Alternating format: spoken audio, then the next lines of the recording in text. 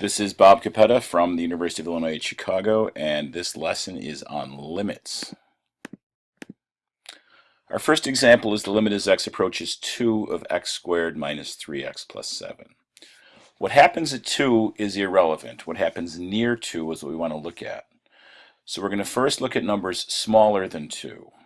We look maybe at 1.9, 1.99, 1.999. If I plug them into the function, what are the answers going towards?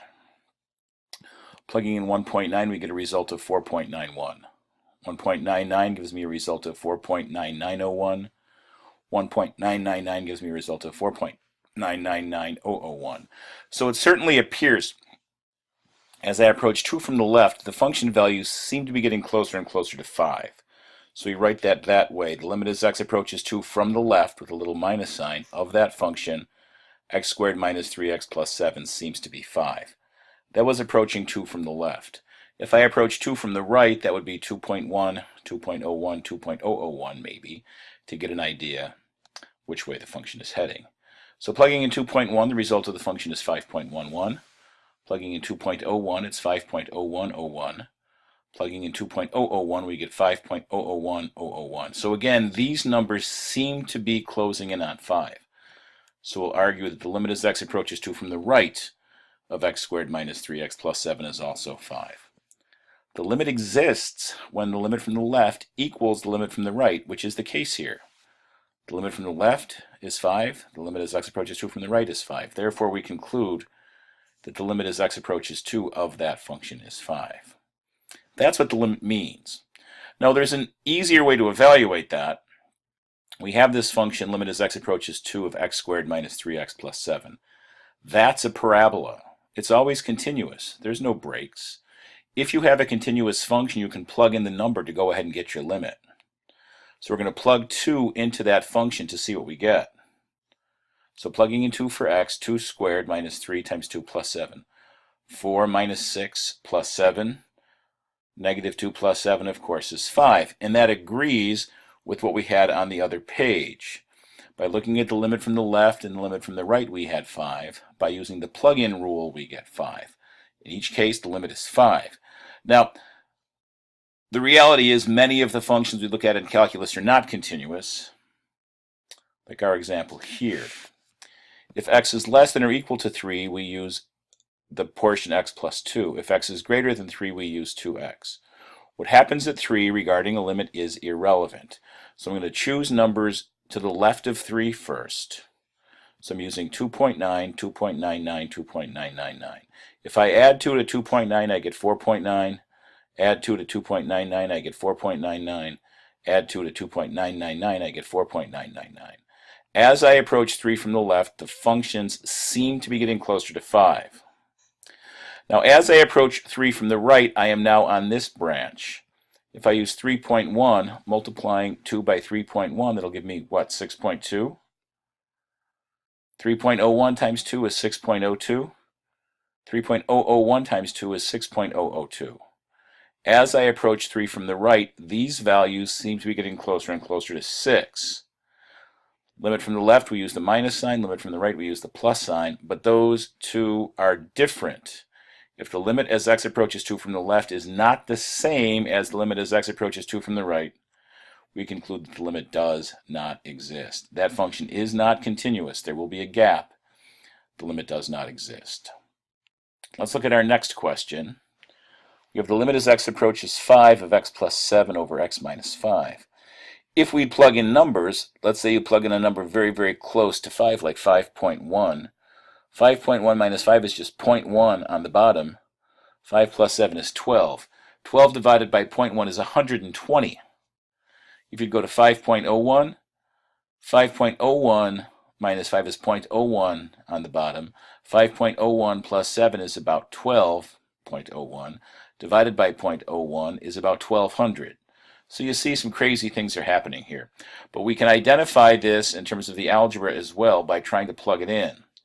If I plug that in, again, it's not continuous, but I get 12 divided by 0. 12 divided by 0, you have no chance to have a limit. That cannot be a real number. If you get a non-zero number on top and a 0 on the bottom, the limit does not exist. That's an undefined case. But this case will also have a 0 on the bottom. If we plug it in, -1 plus 1 gives me a 0 downstairs. But you'll notice something else. -1 squared plus 7 times -1 plus 6 is 1. -1 squared is 1 minus 7 plus 6. -6 plus 6, 0 over 0. Now that's a different story. 0 over 0 is undetermined. When you're doing limits, if you get a 0 over 0 case, you have more work to do. There's a chance you may have a limit, so we have to do some algebra. And what we'll do is we'll factor the numerator and factor the denominator and see if anything cancels. We'll do that when we have a 0 over 0 case. So factoring the numerator, x squared plus 7x plus 6, x plus 6 times x plus 1, quickly check that, x squared, 1x and 6x is 7x plus 6. And you will notice that the x plus 1's divide out. If the x plus 1's divide out, all we're left with is the limit as x approaches -1 of x plus 6. At this point, now I can plug it in and say -1 plus 6 is 5.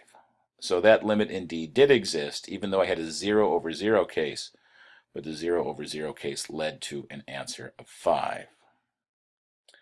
Our next example is the limit as x approaches 2 of x squared minus 6x plus 8 over x squared minus 3x plus 2. Let's try to plug it in first. Maybe do it mentally. 2 squared is 4. 6 times 2 is 12. 4 minus 12 is -8 plus 8 is 0 upstairs. Okay. 2 squared is 4. 3 times 2 is 6. 4 minus 6 is -2 plus 2 is also 0 downstairs. When you have a 0 over 0 case, you have more work to do. So what we'll do is we'll try to factor the numerator, try to factor the denominator, and see if something divides out. Our undetermined case will require that approach. So looking at that, what are we going to get? X squared minus 6x plus 8, x minus 4 times x minus 2, x squared minus 2x minus 4x, which is minus 6x. -4 times -2 is plus 8. On the bottom, x squared minus 2x minus 1x, which is minus 3x. -2 times 1 is plus 2. And you will notice that the x minus 2's divide out. So we're left with the limit as x approaches 2 of x minus 4 over x minus 1. Which at this point now that we've had the division by 0 divides out, we can go ahead and plug 2 in for x on top, plug 2 in for x on the bottom. Upstairs, 2 minus 4 is -2. Downstairs, 2 minus 1 is 1. -2 over 1 gives me a limit value of -2 for that 0 divided by 0 case. Our next example will be the limit as x approaches 3 of 2x squared minus x minus 15. That will require us to see what happens here. If we try to plug it in first, maybe we do it mentally. 3 squared is 9. 9 times 2 is 18. Minus 3 is 15. Minus 15 is 0 upstairs. 3 squared is 9. 9 minus 9 is 0 downstairs. So another 0 over 0 case. If we have a 0 over 0 case, it's undetermined, and we need to go ahead and try to factor to see if we get the problematic piece to divide out. So let's do that. Factoring the numerator, we get 2x plus 5 times x minus 3. 2x squared. -6x plus 5x is -x. 5 times -3, -15. And x squared minus 9 factors into x minus 3, x plus 3. Looking at this, we can see that the x minus 3's cancel, divide out, so we get the limit as x approaches 3 of 2x plus 5 over x plus 3. Now, if we plug 3 into the numerator, we get 2 times 3 is 6. 6 plus 5 is 11. Plug 3 into the denominator, 3 plus 3 is 6. So with that plug-in situation, we get an answer of 11/6. And that will conclude this lesson.